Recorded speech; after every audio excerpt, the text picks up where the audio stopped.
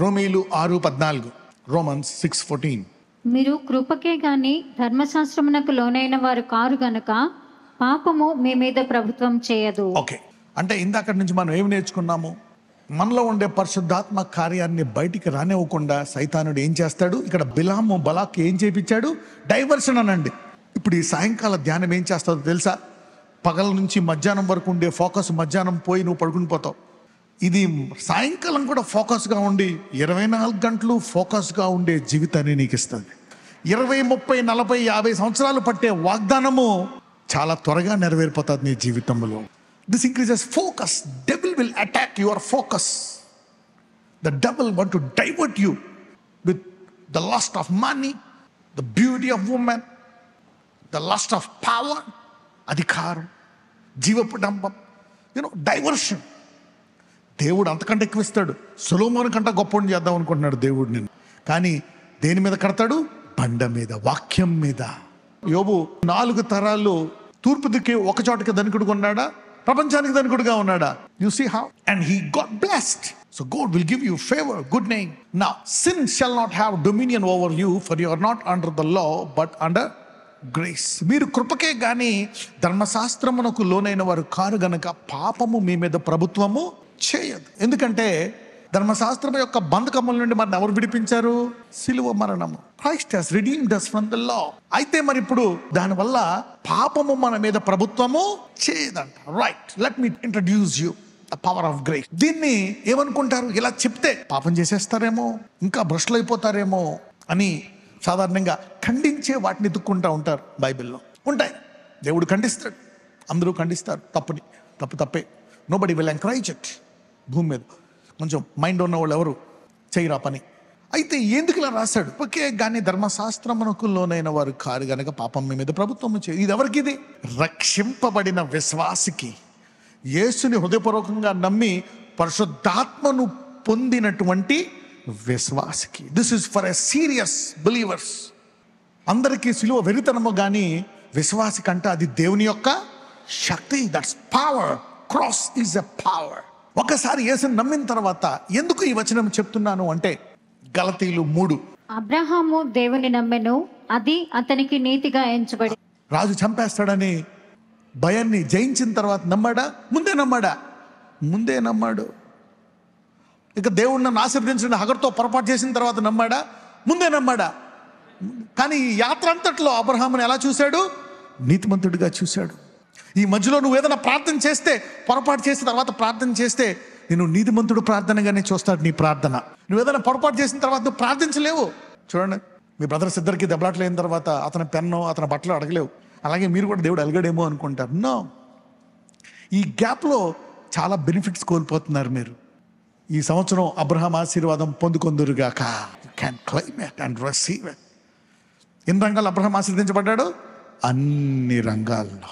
వివాహమా, పిల్లల, భర్త, భార్య, అప్పుల, ఆర్థికమా, గుణాల, పరిశుద్ధత, నీత, ఎందులోని కొదువు ఉంది, ఆ కొదువును జయించుదువుగాక.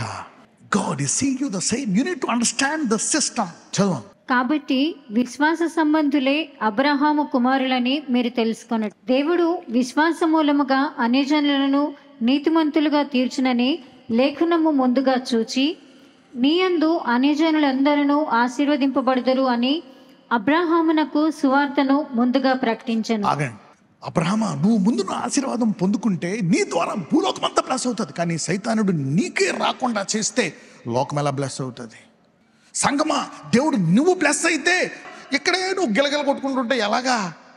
నువ్వు త్వరగా బ్లెస్ అయ్యి లోకాన్ని బ్లెస్ అయ్యి. ఇప్పుడు దాకా ఆపుతున్న ఆశీర్వాదాలు ఆగకుండా నిన్ను అధిగమించి ఈ లోకమును ఆశీర్వదించునుగాక.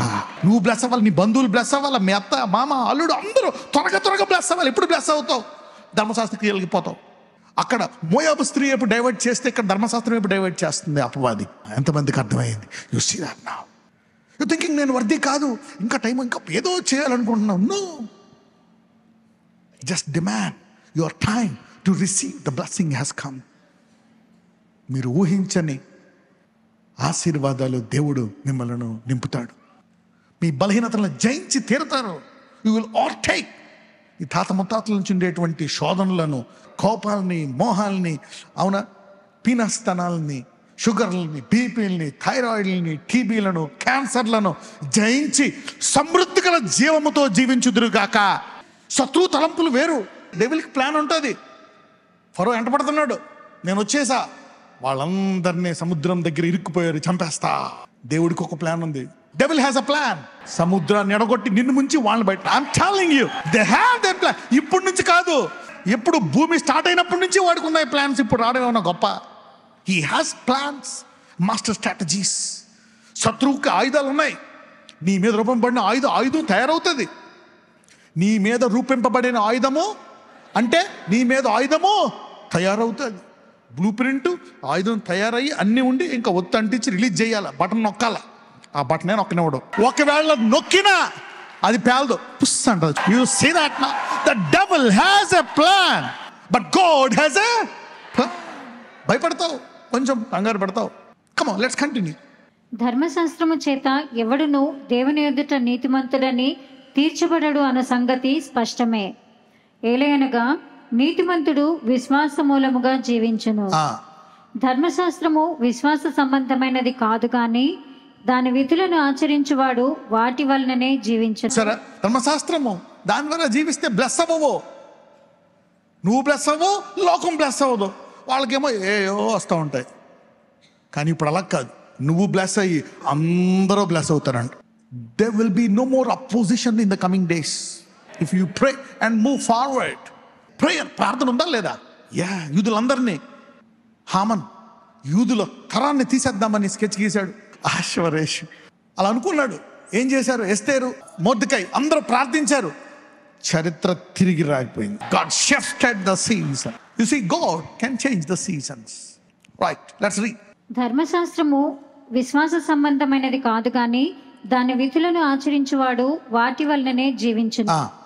ఆత్మను గూర్చిన వాగ్దానము విశ్వాసము వలన మనకు లభించినట్లు అబ్రహాము పొందిన ఆశీర్వచనము క్రీస్తు యేసు ద్వారా అన్యజనులకు కలుగుటకై క్రీస్తు మన కోసము శాపమై మనలను ధర్మశాస్త్రము యొక్క శాపము నుండి విమోచించారు. చూసారా, ఉత్తమమైన ప్రస్తుతమైన ధర్మశాస్త్రాన్ని ధర్మశాస్త్రము యొక్క శాపము అంటే. ఎందుకని? అందులో ఒక్కటిలో నిలకడగా లేకపోయినా మన మీదకి ఏమొస్తుందంట? శాపం. అందుకని అంత మంచి ధర్మశాస్త్రము మనకేమైంది? శాపమైంది. ఇప్పుడు ఎంతమందికి అర్థమైంది? ధర్మశాస్త్రం మూలముగా శాపమైందా? మనలో ఉండే బలహీనత మూలముగా ఆ మంచిది శాపమైందా? మనలో ఉండే బలహీనత మూలముగా ఉత్తమమైన ధర్మశాస్త్రము పాటించలేని దుస్థితి మనకుంది కాబట్టి ఆశీర్వాదకరమైన ధర్మశాస్త్రం మనకేమైంది? శాపం. అలాగే ధర్మశాస్త్రం నెరవేరదా? ఆత్మ లోపల నుంచి నెరవేర్చి తీరతాది నీ జీవితంలో. Step by step by step. దేవుడు చెప్పాడు, అది బయట నుంచి లోపలికి కాదు, లోపల నుంచి బయటకు వచ్చేటట్టు పరిశుద్ధాత్మను వారిలో పెట్టేశాను. You see the transformation of the word. Lord Jesus, అయ్యా ఈరోజు మళ్ళా జ్ఞాపకం చేశావు, ఈ ధర్మశాస్త్ర మూలముగా కాదు, పాపం మీ మీద ప్రభుత్వం చేయదు. ఇదిగో ఈ ఆశీర్వాదాన్ని బయటికి తీసి అనేకులను నేను ఆశీర్వదించబోతున్నాను ఈ రోజు నుంచి. ఎలాగైతే ఈ ఆశీర్వాదాన్ని నీ బిడ్డల నుంచి బయటికి తీసి అనేకులు నాకు అది లేదు ఇది లేదని నిరసించి కృంగిపోయి మరణ భయంతో ఇక నా జీవితము చాలిస్తాను, ఇక ఎందుకే జీవితం అని కృంగిపోయిన వారి విషయమై గొప్ప సాక్షులుగా వారు ఈ భూలోకంలో జీవించే కృప ఈ ఆశీర్వాదం ద్వారా దయచేయమని ప్రార్థిస్తున్నాము తండ్రి. ఆమెన్.